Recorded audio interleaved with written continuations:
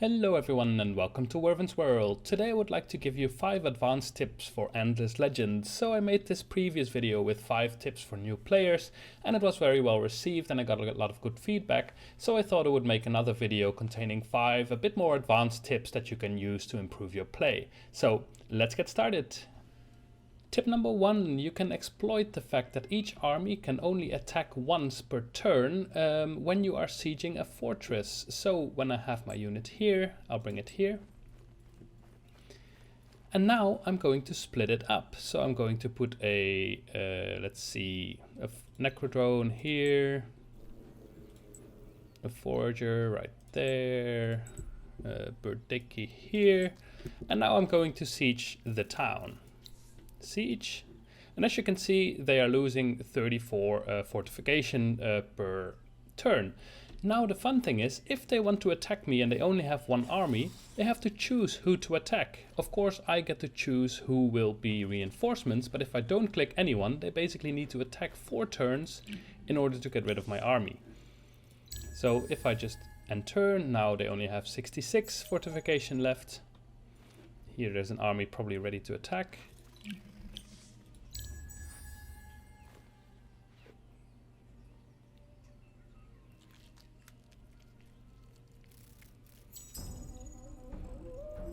There we go. Now they want to attack me with the marine and militia. Of course this example is a bit stupid because I have overwhelming force. But if you have a lot of cheap throwaway units that could never beat the enemy force, you can really wear them out like this. Because now I can just declick these or unclick.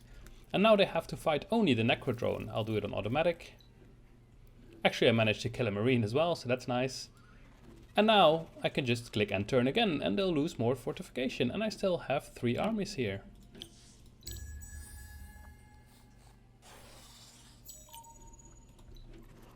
There we go, we fight again. I could now, for example, just take the Forager. Of course I can easily beat them now, but just to show. There we go. And then there would be only one left.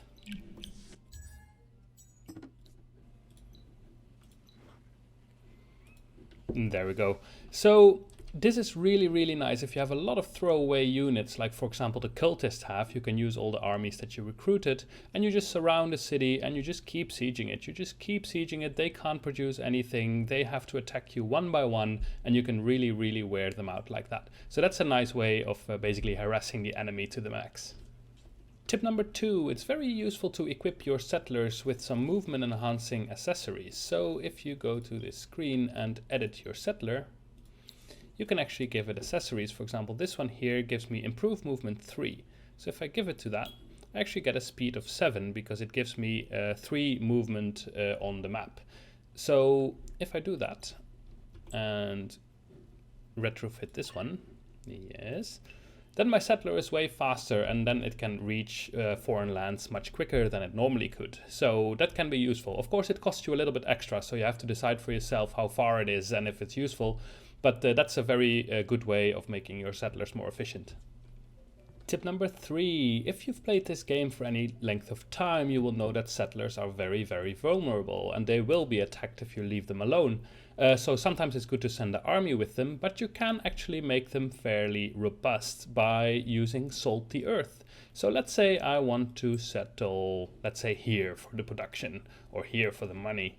Then I can actually bring my settler that way, but it can't move so quick. But now it's stuck there for a turn and it could be attacked. What you can do is to make a new city here.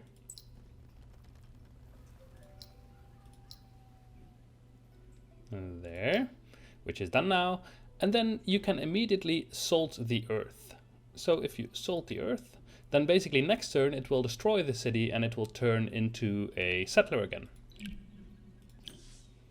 But now it has 2 militia in order to defend it from attack. Now we are a settler again, and we can continue. And then we can make our town. So that's a really efficient way of basically helping your settlers arrive at a destination. Because of course, when you make a town, you will get a fortification bonus, you will get militia, especially if you research some, you will get more fortification bonus. So yeah, it's a very efficient way of basically getting where you want without being attacked. Tip number 4, retrofitting is cheaper than buying out units. Of course, buying out units you won't be doing very often unless you have plenty of dust, so it differs a bit perfection as well. But it's good to know that retrofitting is a bit cheaper. Now, let's say I have a settler again, and I have one settler with the accessory I showed in the previous tip. Here with this talisman. And if I build that, if I want to buy it out, it costs me 1,304. Well, if I build it without a talisman, like this one here, it cost me 1,007. So that's basically 300 credits less.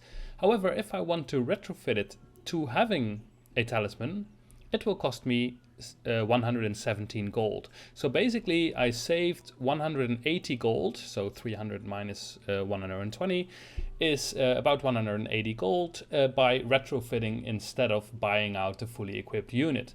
Of course, as I said, this is very situational and you won't be buying out units very often. But what it does mean is that it's often good to wait with editing your units and building new ones until you know where the war is going to be. You can build some cheap units and spread them out over your map, and once you know that there will be a war on a certain frontier, then you can retrofit them to the equipment you want to have. Of course, again, that means that now we're just talking purely about money. If I just build it without buying out, it only costs me production and it doesn't cost me any money. But purely money-based, then retrofitting is cheaper than buying out. And lastly, tip number 5, you don't have to fill up your queues if you don't want to. Basically, all your leftover production as well as research is buffered into the next turn. So let's say I just research cultivation and I would have had some science left. That science is not wasted now. If I this turn take another thing to research, for example this one here, then that science that I didn't use on cultivation will immediately be pumped into my open pit mine. And the same happens with your construction queue. If my founder's memorial would be finished in 2 turns, the production I would have left over that I didn't need for Founder's Memorial, I can use it that same turn to build something else and it will be immediately funneled over to that. So you don't have to have 2 things in your queue all the time. You don't need to worry about that. Those were my 5 advanced tips for Endless Legend. Before I put it to a close, I would like to acknowledge a Steam user called Fidus Submundi, who made a very nice guide for Endless Legend from which I have many of these tips. So it's very, very useful read. It really improved my play, and I thought I would make a video about it to pass on the knowledge. So thank you very much and hope you found the video useful, and see you next time.